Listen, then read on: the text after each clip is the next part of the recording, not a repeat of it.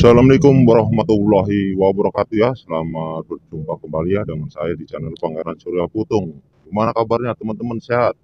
Mudah-mudahan selalu diberi kesehatan, dilancarkan semuanya teman-teman ya. Oke, saya akan melanjutkan tentang alamat-alamat atau gambar-gambaran ya yang didapat ya oleh SP atau Satrio Piningit ya teman-teman ya. Jadi SP melihat sebuah seperti batu bara ya teman-teman ya yang telah dicontohkan oleh seseorang ya. Orang tersebut bilang untuk manusiawi dan duniawi katanya, yang dihalalkan oleh para raja dan dijadikan sebuah untayan-untayan ya, antara ada dan tiada katanya. Antara ada dan tiada dimusrikan oleh seorang Prabu ya, enggak saya sebutkan namanya teman-teman ya. Namun ada batas untuk para raja yang sedang berebut tentang tafsir-tafsirnya. Namun kini telah turun-temurun pada anak cucu ya teman-teman ya, yang di bumi untuk mencari atas nama ya. Jadi turun-temurun pada anak cucu yang ada di bumi ya atas nama ya, kebangsaan kebangsawan, dan sebab itulah para raja memperjuangkannya untuk keturunan-keturunannya sampai kapanpun itu ya, untuk kebijaksanaan para pemimpin yang ahli di bidangnya. Nggak tahu, kita kaji lagi ya teman-teman ya. Dan di situ juga ada SP dan seorang syekh, nggak saya sebutkan ya teman-teman ya, membuat sesuatu ya di kalangan-kalangan menengah untuk wibawa seseorang ya yang tidak pernah unggul dalam urusan-urusan duniawi teman-teman.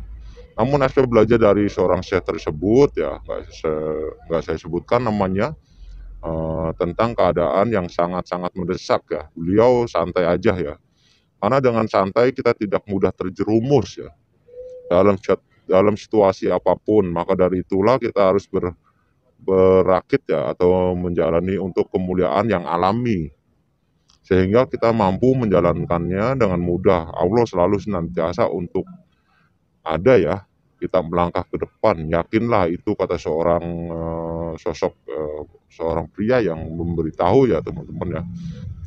Dan di situ ada seorang Syekh Abdul titik-titik ya, dia menandakan ya. Jadi beliau menandakan sesuatu untuk Satrio Piningit ya teman-teman ya, yang menyebabkan alam itu murka katanya terhadap manusia. Namun kata seorang Syekh tersebut ya, berkata ke Satrio Piningit, terkadang kita nomor satukan mereka, namun mereka tidak mau memahami.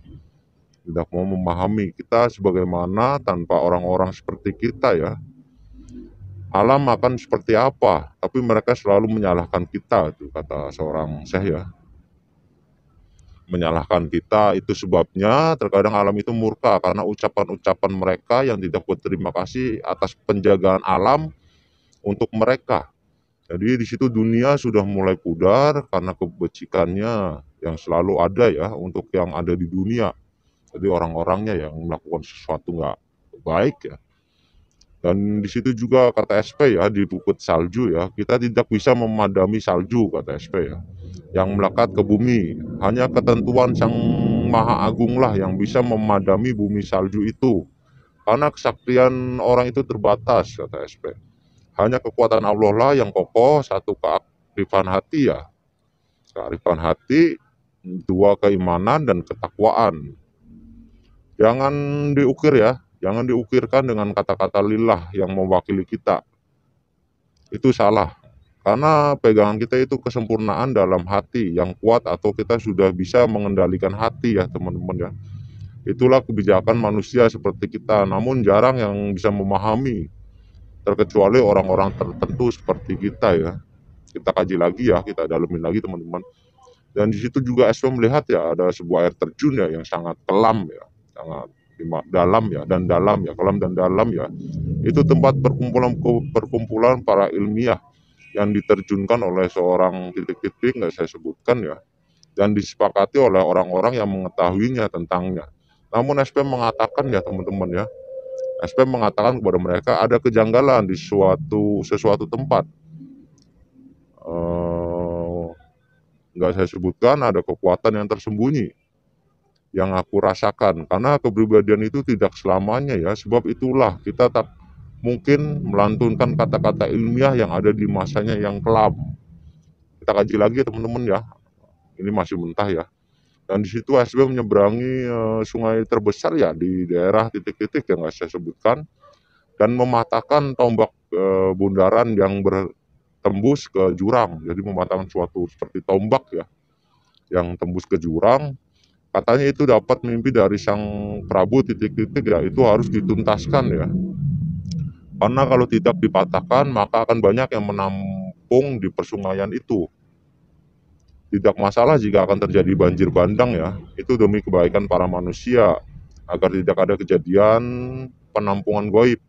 Kita harus mengambil tindakan, gerak cepat karena ini permasalahannya antara goib dan alam nyata ya teman-teman ya.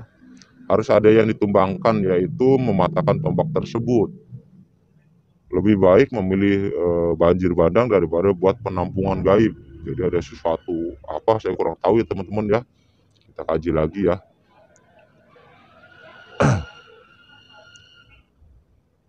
Jadi kita kaji lagi, kita ambil yang baik-baiknya, buang yang buruknya teman-teman ya.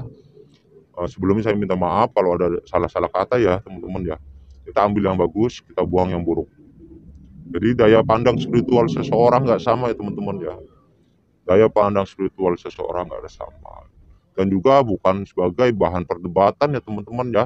Kalau nggak suka di skip aja nggak apa-apa ya. Skip aja nggak apa-apa. Terima kasih juga buat teman-teman yang udah subscribe ya, yang udah komentar baik-baik ya. Mudah-mudahan selalu diberi kelancaran rezeki, dikuatkan lahir batinnya teman-teman ya. Oke, segitu dulu. Nanti kita kembali lagi ke bagian-bagian selanjutnya ya teman-teman ya. Oke, assalamualaikum warahmatullahi wabarakatuh.